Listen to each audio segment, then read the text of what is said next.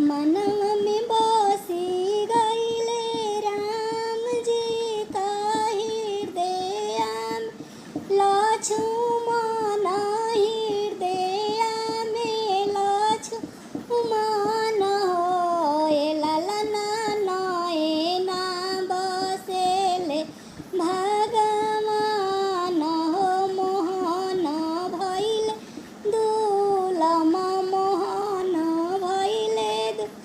ललना नयना बसेले भगवान हो मोहन भइले दुलम मोहन भइले दुल मचिया बैठल तू सासु सर बेगुनवाया गर सर बेगुनवाया गर ए सासु कवन ए गुनवा हम कइनी हो मोहन भइले दुलम मोहन भइले दुलम बड़ही जेठ नाही जानेलु गैया लाते मारेलु गैया लाते